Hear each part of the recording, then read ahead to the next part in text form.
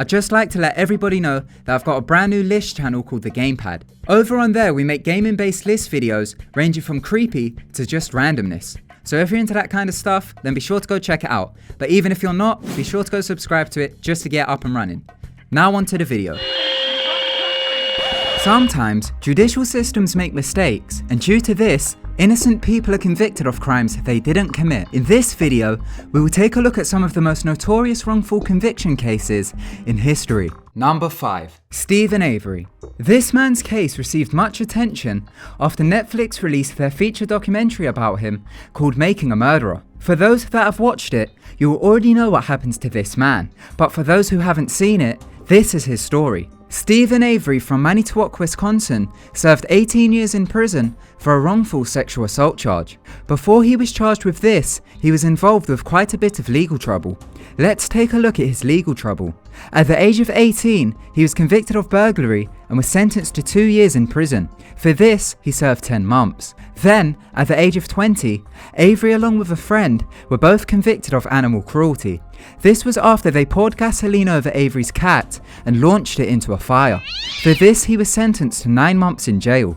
In 1985, he was charged with assault after he tried to run his cousin off the road at gunpoint. He said he done this in order to try and stop her from spreading rumours about him. For this, he was sentenced to 6 years. He served this concurrently with the sexual assault charge. Now for the sexual assault charge. In 1985, Stephen was convicted of first-degree sexual assault and attempted first-degree murder. He allegedly tried to murder a woman called Penny Bernstein. He served 18 years in prison, and the entire time, he claimed he was innocent. In 2002, Avery's case was examined by Wisconsin's Innocent Project.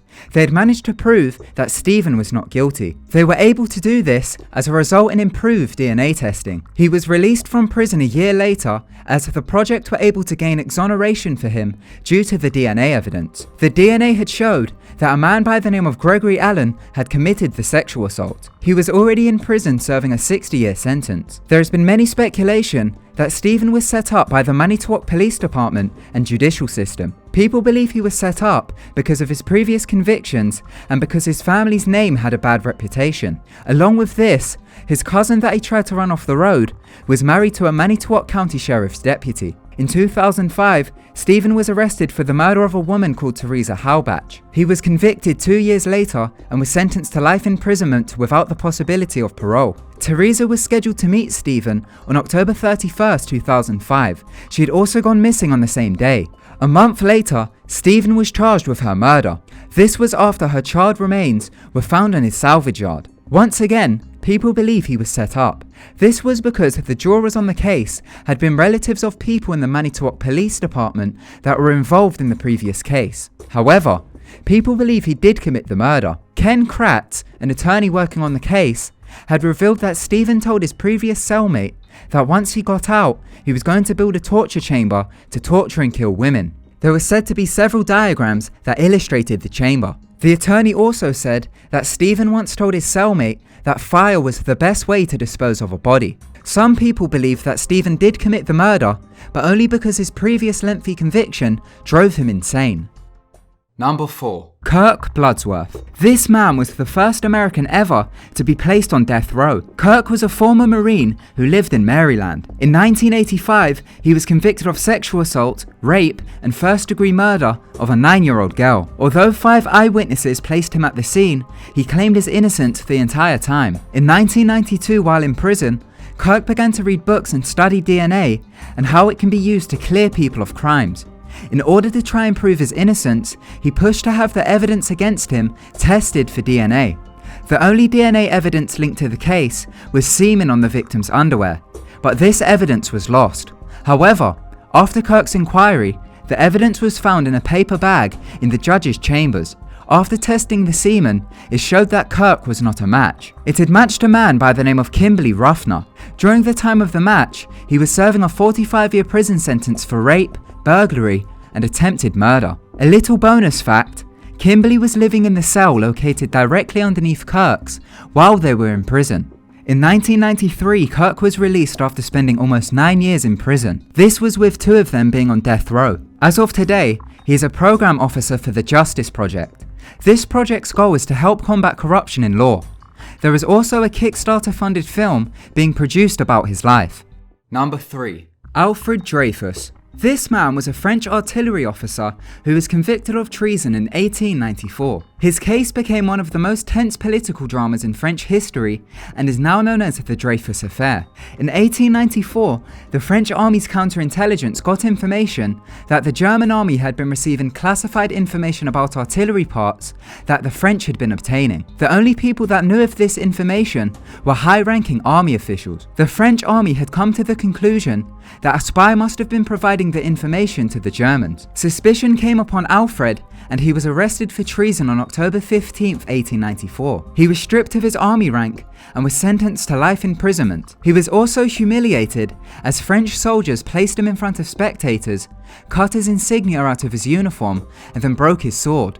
All while this was happening, spectators were shouting abuse at him, calling him a traitor. 2 years later in 1896, information broke out that the real traitor was a man by the name of Ferdinand Esterhazy. After much information was covered up about this by the French army, a major scandal broke. The press revealed that Alfred was innocent. Ferdinand was found not guilty and quickly fled to England before any further actions could happen.